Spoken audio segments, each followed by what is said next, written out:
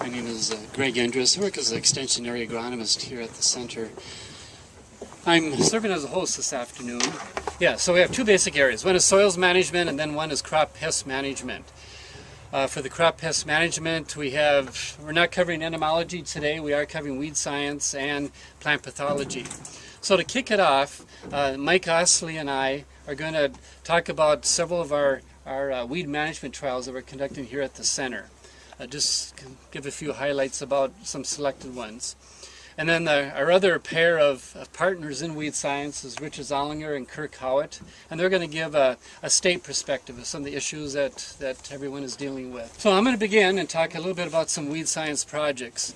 This stop is a site that we found last fall that was full of Canada thistle, and we thought, gee, we should do something with this. So we did.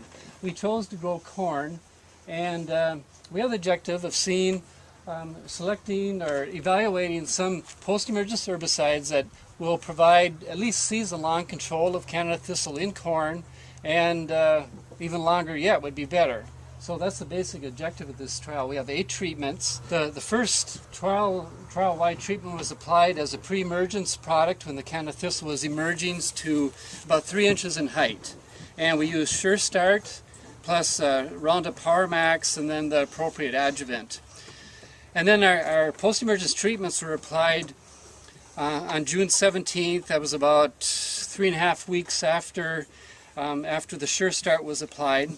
The Canada thistle was anywhere from 2 to 15 inches in height, and that's when we made the application of the following products. Roundup Power Max, wide match, status at 2 rates, 5 and 10 fluid ounces per acre. And then the balance of products all had atrazine at a ½ pound AI. They include Armazon, Caprino, Lotus, and Halix GT. I evaluated 2 weeks after, or to the point where it's about a month after, and I need to evaluate sometime this week.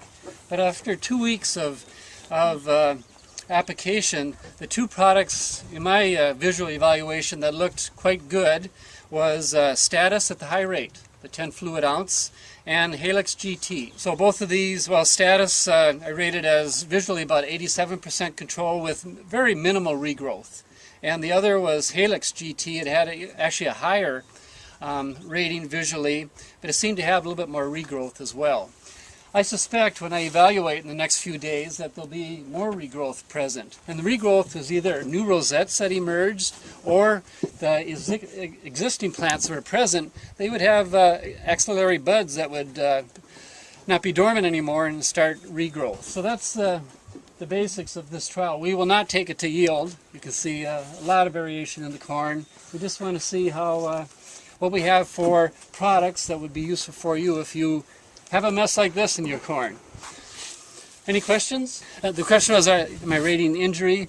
And I may do that, but Canada thistle grows in patches. It is a nice uniform density, and that's why we're not harvesting it for yield, and that's why you see so much variability. Plus this trial wasn't fertilized either. So maybe, but that won't be a high priority. Okay, I want to tell you about 2 other trials, and this will be really quick. A couple years ago we started some basic work with soybean to see the impact of timing of initial weed control.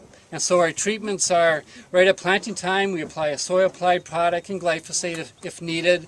And then the balance of the products are post-emergence. And the application timing is based on the height of the weeds. So our targeted range is from 2 to 4 inch post-emergence, 6 to 8 inch, and then we really wait until the weeds are at least 10 inches in height. So we're building this database because in our weed control guide on page 29, we have in the past been using other states' data. So we thought it'd be important to have our own. So far we have 4 site years of data, and this year we have 3 sites. One here at the center, one at Langdon, and one at the North Central Center in Minot. So currently, where we applied the weed control right away, at planting time, of course we had our top yield. We waited from the 0 to 4 inch height for the initial weed control. We lost 1 bushel. When we went to 4 to 8 inch height, we lost 3 bushel. And when we went to 8 to 12 inch height before we started weed control, we lost 10 bushel. So after this year, if we're successful with the 3 additional site years, we'll have 7, and that might be enough to finalize the little table that we started this current season in our weed control guide. And then finally, the last couple of trials I'll talk about is trials where we're using the common name pyroxasulfone, or the trade names are Zidua by BASF, Anthem by FMC, and Fierce by Valent. We've been testing this product, both university as well as industry, for many years, and finally we have it available. It's labeled. It was first labeled on corn, this year on soybean. I don't know if many people were able to use it this year because of limited quantities, but in our research work, we're really excited about it because it's a very nice tool to supplement some other products we have, primarily for management of resistant weeds, and in particular glyphosate resistant weeds. So we have 2 soybean trials this year where we're using BASF protocols. We're using their product called Zidua. It's a pre-emergence product, has quite a wide spectrum of control on many grasses and even more broadleaf weeds, annual broadleaf weeds, including glyphosate-resistant kochia or glyphosate-resistant water hemp. What we like about it is it does have residual, and it's certainly a different mode of action compared to glyphosate. It's group 14. It has a mode of action similar to harness and surpass, and dual would be another example. What we like is 4 to 8 weeks of residual, but that's depending on if we get adequate rainfall. It needs a fair amount of rain, at least a ½ inch. Sequential rainfalls, totally more than that would be wonderful, but so we're looking at that. In the trials, we're looking at the product alone, and then more importantly with other products to see if we can have good control right off the start and as far into the season as possible, with maybe just 1 glyphosate application post-emergence, and hopefully that would do it for us.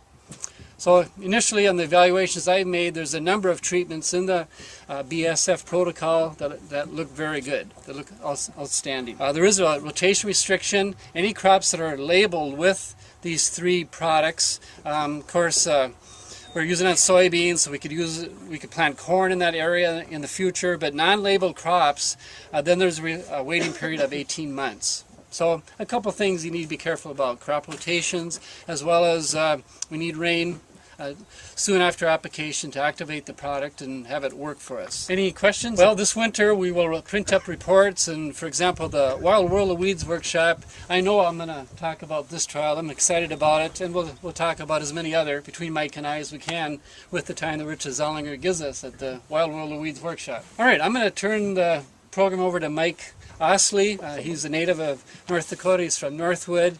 He got his master's from NDSU, his PhD from Colorado State in weed science, or closely related. He was doing lots of things at Colorado State. But we were very pleased that he was able to come back and join us. This is his 2nd growing season. He's been with us for a 1.5 years, and he's in charge of our total agronomy program. So I'm going to talk about weed management a little bit, but I guess it'd only be fair to also mention a little bit about corn fungicides, as well as we get into this part of the state, into the southeast. Most of the counties are roughly 40% soybeans and 20 to 40% corn, depending on how far southeast you are from here. The things that we're getting interest in corn and soybean production are residual herbicide products for resistance management, fungicides, as well as fertility and some other odds and ends. If you take notice through a lot of our corn trials, other than the weed science specific ones, you notice that we actually got a very good handle on the weed pressure this year with just a single application so far of post products, which included combination of Lumax plus Roundup. And with that combination, we've to date still maintained essentially weed-free plots in many of our corn trials.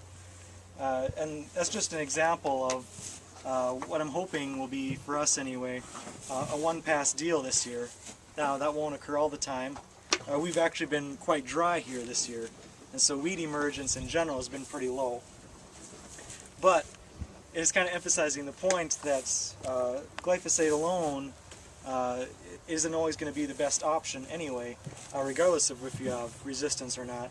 But just maintaining the clean fields, especially now as the corn canopies start to fill in, and getting any more herbicide onto the weeds might be more difficult. The other thing I have been noticing as I've been driving around this year, especially the last week or so, in the soybean fields, the kochia is getting taller than soybeans. At this time of the year, if your kochia is taller than your soybeans, that indicates there's a problem. Most people have already applied their first application this year of glyphosate, and seeing those weeds popping through already, as the soybeans are moving a little bit closer to canopy closure as well in some cases, that indicates that there is a failure somewhere in the system. And that the kochia was either sprayed too tall, or maybe it is perhaps resistant. Because we are in Carrington here, kind of in the heart of the glyphosate-resistant kochia development in the state. And that extends through much of the area between the Missouri River and the Red River Valley. So if you have a farm in that region, and you're noticing poor or very little control of kochia with glyphosate, I would be investigating that very closely. Now, especially in these saline regions, is where the problem seems to be the worst. And just another reason to add a tank mix partner with the glyphosate applications in the field. So the other thing I wanted to touch on before I move on from that point was that part of the issues arise in the soybeans in particular, and that there really are very few good options for kochia control in soybeans post-emergent. And so, as you're looking at this year, in your cornfields perhaps, or other fields that are going to rotate to soybeans next year, I'd very strongly encourage people to look into maybe a fall application of a residual product, such as Valor or a peroxysulfone-containing product, or other things like Spartan, which have shown in some cases to hold kochia all the way through soybean planting the next year. So these are some things you might want to consider. If you've seen a problem this year, chances are it's not going to get better on its own the next year. So moving on to corn fungicides for a second. This year should prove to be another pretty good year for evaluating corn fungicides for plant health improvement, I should stress, because this year I have seen next to zero disease pressure in the corn. Even last year when we were really dry, there was just there was some disease present in the corn, but this year it is near non-existent. And so any benefit you would see from the application of the corn fungicide should therefore be based on the plant health improvements alone. We have roughly a 15-acre field on the other side of the research center here that's devoted just to corn production research, and 2/3 of that field are all corn fungicide trials based on different products, different application timings, including in-furrow applications of fungicide. I feel like we have a pretty good overview of the corn fungicide applications in corn, as we have for the last few years. Most of what we found is that VT applications tend to be a little more effective than the V5 to 6 applications. I know a lot of the times it is easier when you're going over your corn with your glyphosates at V5 to 6 to throw in something like Headline. And we have seen yield bumps with that in the past, just not very consistently. A little more consistently, though, are, as I mentioned, applications of fungicide at the VT timing. And what they found in multi-state surveys is that most of the time when you make any kind of corn fungicide application, on average it does about 3 to 5 bushel per acre bump. The reason that corn fungicides are becoming more and more of a factor in corn management is partially due to the cost at that point, because the corn fungicide cost versus reward, if you're banking on a 3 to 5 bushel per acre yield bump, we are looking at roughly $7 corn and about a $28 per acre cost for application. And then, of course, you can increase or decrease either of those to kind of fit it in there. But corn hasn't been $7 for that long yet. That's one of the reasons that the corn fungicides have become more popular over the last 5 or 6 years. Do we have any questions so far? With the corn fungicide, you notice that it's a lot wetter? I've heard growers complain that the fungicide, when they put fungicide on their corn, it's more wet. It doesn't dry down. Yeah, it doesn't dry down as good. That is one of the purported effects of the fungicides. I guess I don't have any experience if that's actually true or not. I don't know if you have any experience with that. We've done some earlier work here in cooperation with Dr. Joel Ransom, and we have, I believe, 7 site years of data. We maybe saw some trends for that, but statistically no difference in dry down with the fungicide treatment versus not. We had worked with a couple different relative maturities, and we're looking at some other things as well. Our research data up to where Mike has taken over has been, we haven't seen differences that we would talk about.